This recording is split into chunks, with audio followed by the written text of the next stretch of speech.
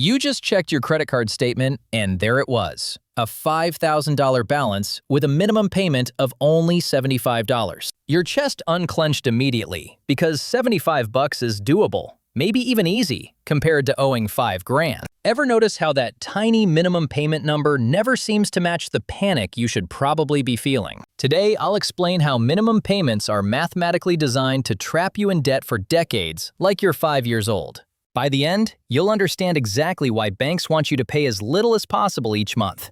You'll also learn how the psychology keeps you hooked and what alternatives actually exist to escape decades of payments. Here's how this whole thing works. Most credit cards calculate your minimum payment as somewhere between 1 and 3% of your total balance. The minimum is either that percentage or $25, whichever is higher. On the surface, this sounds reasonable, like the bank is being generous. But let's actually do the math. Say you've got a $1,000 balance on a card with a 20% interest rate, which is pretty standard. That interest rate means you're getting charged about $16 every single month just for the privilege of owing them money. If your minimum payment is $25, only $9 actually goes toward paying down what you borrowed. The rest is pure interest, so you're essentially paying rent on your own debt. Now here's where it gets wild. If you only pay that $25 minimum every month, it'll take you over 30 years to pay off that $1,000. Not 30 months, but 30 years. By the time you're done, you'll have paid nearly $3,000 total. You borrowed $1,000 and paid back $3,000, which is insane. It's like ordering a $10 sandwich and getting a bill for $30 because you decided to pay for it $1 at a time while the restaurant charged you a still eating fee every month. The math doesn't make sense until you realize it's not supposed to make sense for you. It's designed to make sense for the bank's profit margins. Think of it like a treadmill set to the slowest possible speed. You're walking, sure, and you're technically making progress, but the speed is set so low that you could be on there for 3 decades and still not reach the finish line. The bank isn't trying to help you pay off debt quickly. They're trying to keep you paying interest for as long as legally possible without technically trapping you. It's the slowest extraction of money from your wallet that you'll ever agree to. And the genius part? You think you're being responsible by making that payment every month. This matters because the psychology behind minimum payments is just as dangerous as the math. When you see that $75 number, your brain doesn't panic. $75 feels manageable. You probably spent more than that on dinner last weekend without thinking twice. So, you pay it, feel relieved that you handled your bill, and move on. You tell yourself you'll pay more next month when things calm down. But next month comes, and the minimum payment is still only $77 now because your balance barely moved. Still feels manageable, still doesn't trigger panic. So you pay the minimum, again and again. Before you know it, 2 years have passed and you've barely made a dent. The bank is counting on this exact pattern. They know most people aren't sitting down with a calculator figuring out the actual payoff timeline. They know you're busy, you're tired. You've got a million other things competing for your attention. That little minimum payment number feels like a lifeline, and it's designed to feel like enough. But it's not enough, not even close. It's the absolute mathematical floor that keeps you in debt the longest while still letting the bank say they gave you an option. It's like a gym membership that costs $10 a month but requires a 40-year contract. Here's what most people don't realize. Even a tiny increase in your monthly payment can completely change the game. Let's go back to that $1,000 balance at 20% interest.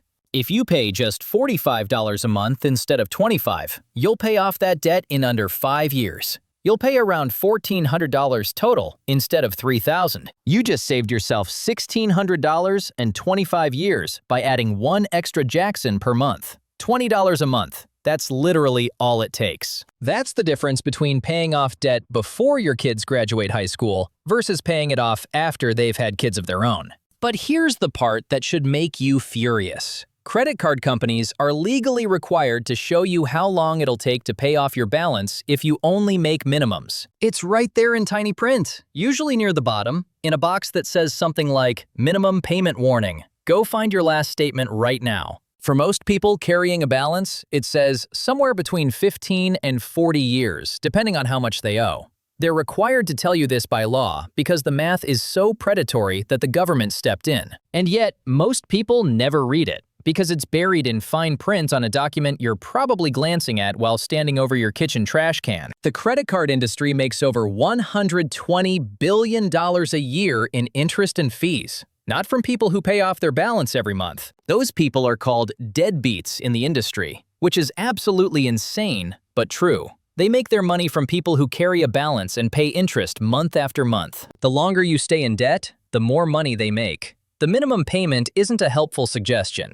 It's a profit-maximizing strategy disguised as customer service. It's like a casino offering you free drinks while you're losing money at the blackjack table. The system is built to keep you comfortable enough that you don't freak out and pay everything off immediately. It's like Netflix automatically playing the next episode. You didn't actively choose to keep watching, but you also didn't choose to stop. So here you are, 4 hours later, wondering where your evening went.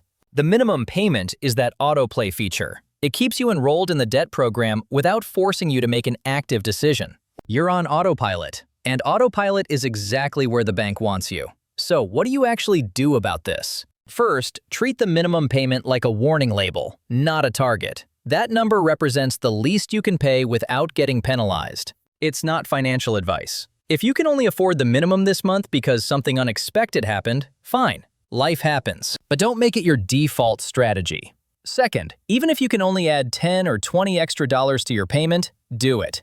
The difference compounds faster than you think because you're actually chipping away at principal instead of just covering interest. Third, if you're carrying balances on multiple cards, you've got two main strategies. The avalanche method focuses on paying off the highest interest rate first while making minimums on the others, which saves you the most money long-term. The snowball method focuses on paying off the smallest balance first, which gives you psychological wins faster. Neither is wrong. It depends on whether you need mathematical optimization or emotional momentum. And if you're thinking you literally don't have an extra 20 bucks a month, I hear you. This isn't about shaming anyone for being in debt. Most people are one unexpected car repair away from a credit card balance. But understanding how the system works at least gives you the power to make better choices when you do have options. Maybe that means skipping one streaming service you barely use. Maybe it means selling something collecting dust in your closet. The point isn't to add more stress. It's to understand that the minimum payment is designed to keep you paying as long as possible. And even tiny adjustments can break you free faster than you think. To recap, minimum payments are calculated to keep you in debt for decades, not months. On a $1,000 balance, paying only the minimum at 20% interest takes over 30 years and costs nearly $3,000 total.